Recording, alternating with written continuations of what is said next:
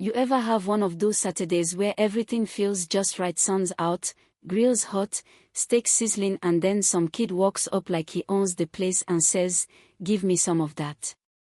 I'm not joking. This teenager, maybe 18, 19, just strolls onto my deck, no hello, no intro, just straight up demands my ribeye. And I'm thinking, this has got to be a joke, right? I say, "I'm sorry, what?" He goes, "You've got plenty, man, don't be selfish. People like you should know how to share." And when he said, "people like you," that's when something in me clicked. I tried to keep it calm, polite. Told him this is my food, my house, and he's not invited. He gets all huffy, muttering something about how I think I'm better than everyone else. Then, as if summoned by entitlement itself, his mom shows up, and she's not just any mom. She's Carla Wyndham, president of the Homeowners Association, clipboard queen, full HOA regalia.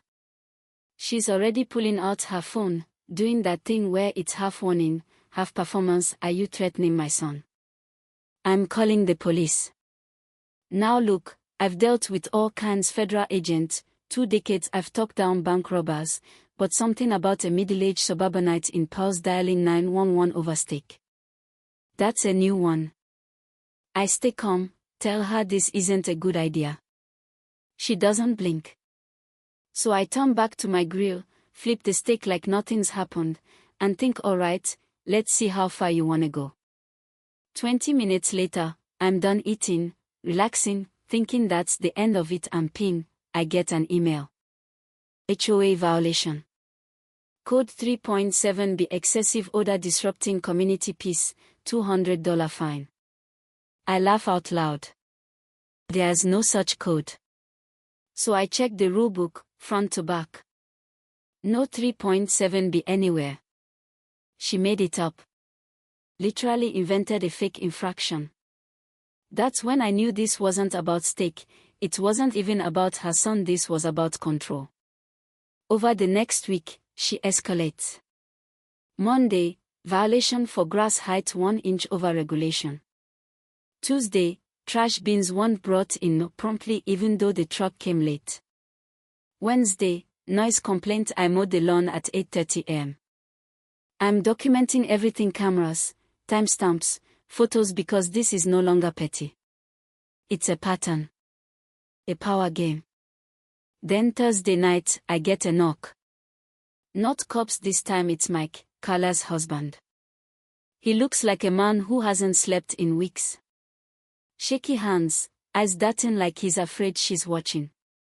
"I shouldn't be here," he says, "but you need to know she's done this before." I invite him in. He perches on the edge of the chair like he's ready to bolt. He tells me about the Johnsons, a sweet family with a young kid who moved in last year. Carla went after them the same way. Petty violations turned to rumors, turned to isolation. She spread lies about their kid vandalizing fences, even got neighbors to back her story. They packed up and left in the middle of the night. I ask him, "Why are you telling me this now?" And he says, "Because you're different. She doesn't scare you and I can't keep living like this." Then he pulls a flash drive from his jacket's financial records. $180,000 skimmed from HOA dues. She'd set up a fake landscaping company, invoiced the board monthly, and pocketed the payments. He helped cover it up, signing checks, faking minutes because she threatened to ruin him if he didn't. I spend the next 2 days digging. I pull public sale records, HOA meeting notes, map every family that left abruptly in the last 5 years. They all had one thing in common: they lived within shouting distance of Carla Wyndham. I start building a case: fraud, harassment, abuse of power. I loop in the local PD, just to make sure the chain of custody is clean when the time comes. Then Saturday morning hits 7 a.m., I'm barely out of bed and there's banging at my door. Carla's back, son in tow, camera rolling. "You've been stalking us," she says, waving some document she typed up herself. "We are filing a formal complaint." Brandon, Her son jumps in with this fake wounded look. He threatened me yesterday, Mom, in the garage. I'm still in slippers, holding coffee. And then she says I'm calling 911. Minutes later, squad cars pull up, 2 of them.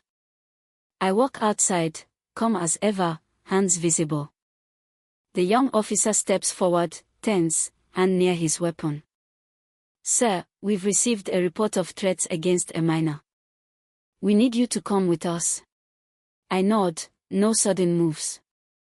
I understand, officer. But before we go any further, I reach slowly into my jacket and flip open my credentials. Sunlight hits the badge. Special Agent Riley Carter. FBI. Everything stops. Carla drops her phone. The kid turns white. One of the older officers leans in, reads the ID, mutters, "Oh, hell." The sergeant pulls me aside, apologizes, and tells his guys to start documenting everything. Carla tries to recover, claiming I faked the badge, but it's too late. Her performance backfired, and half the neighborhood's got it on video. By Sunday, the footage is everywhere. Monday, there's a petition to remove her from the HOA board. And by Wednesday, we are sitting in an emergency meeting packed wall to wall with angry residents and nervous allies. Carla walks in like she still owns the place, flanked by Brandon and a folder of complaints. She starts strong. This man is a danger, an imposter, manipulating our community, the usual. Then it's my turn. I plug in the laptop, and on-screen invoices, transfers, emails. The fake landscaping company, the HOA funds, the dates, the signatures. I play a short clip from my camera showing Carla trespassing, clipboard in hand. Then another Brandon climbing my neighbor's fence late at night. The room goes quiet. Mike stands up. It's true. All of it. I helped her, but not anymore. Even Brandon snaps, yelling at everyone, so what if she took the money? She runs this place. It's over. The board votes 46-1, she's out. The police investigation kicks in.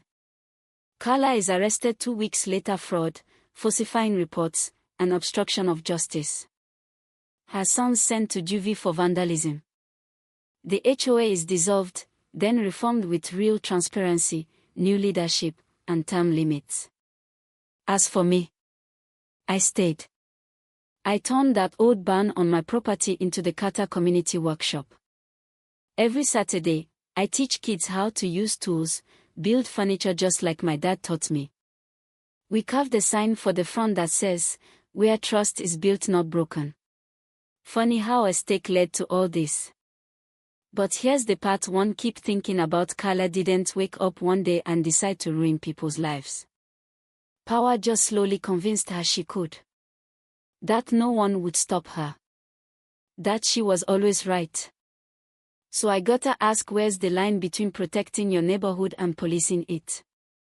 Was justice served here, or did we all just play into another kind of war? Drop your thoughts in the comments. What would you have done?